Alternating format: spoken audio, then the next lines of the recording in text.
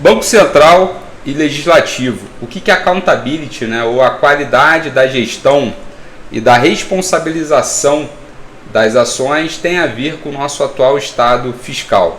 O porquê que o nosso arranjo institucional está meio complicado, gerando problemas fiscais e colocando o Brasil, infelizmente, ali numa certa sinuca de bico, inclusive na questão previdenciária. Vamos de vinhetinha. A gasolina vai aumentar. E depois aparece o tal de sábio que ninguém sabe onde vem. Bom, Banco Central ele tem a prerrogativa de zelar pela estabilidade monetária e também a eficiência do sistema financeiro. No entanto, cadê o custo? Ele pode fazer isso, ele só precisa se preocupar com eficácia. Existe um espírito da lei pública, né, que nossas ações têm que se preocupar com eficácia, eficiência, economicidade e tudo mais.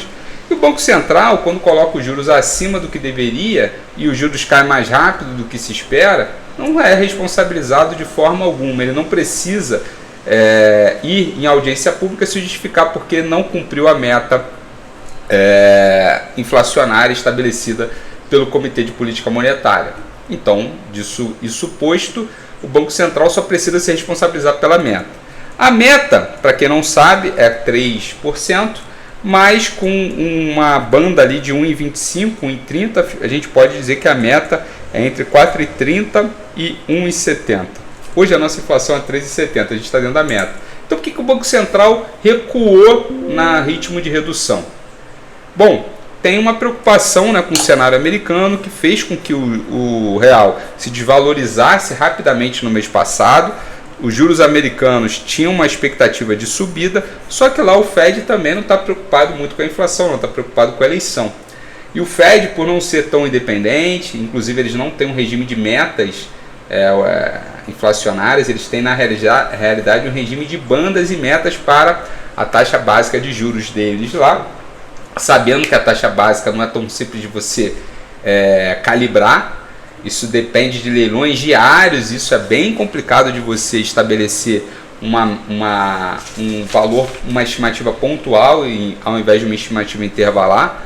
Ou seja, para eles lá a legislação é muito mais, do ponto de vista monetário, é muito mais próxima da realidade do operador do mercado aberto, e além de tudo a decisão do Fed nacional ela também é meio descentralizada, cada estado tem seu Fed e tudo mais, então eles têm lá um importante ciclo de pesquisas e monitoramento sobre política monetária, e mesmo assim eles têm mais graus de liberdade do que nós.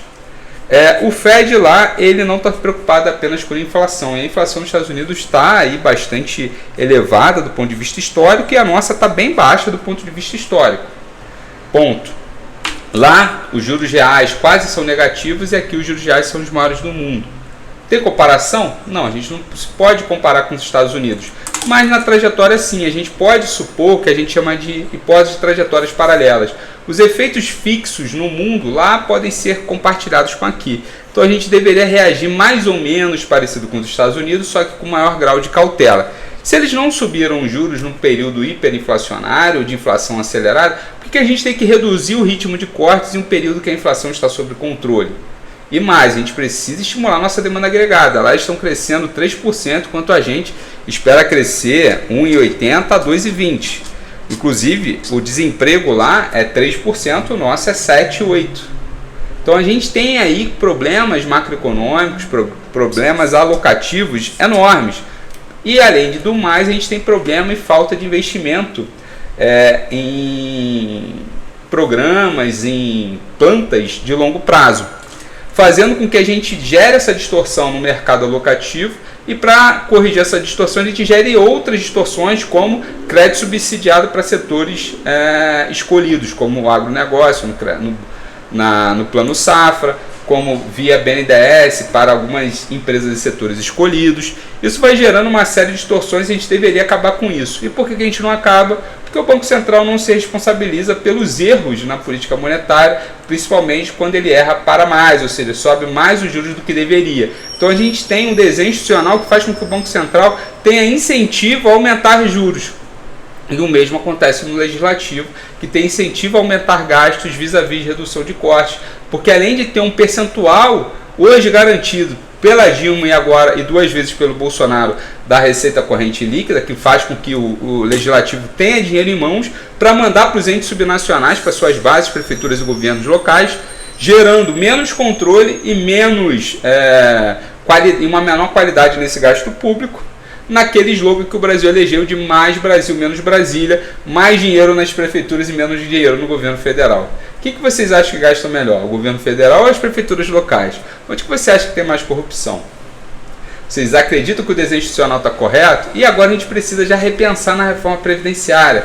A nossa estrutura previdenciária era um esquema Ponzi, um esquema de pirâmide.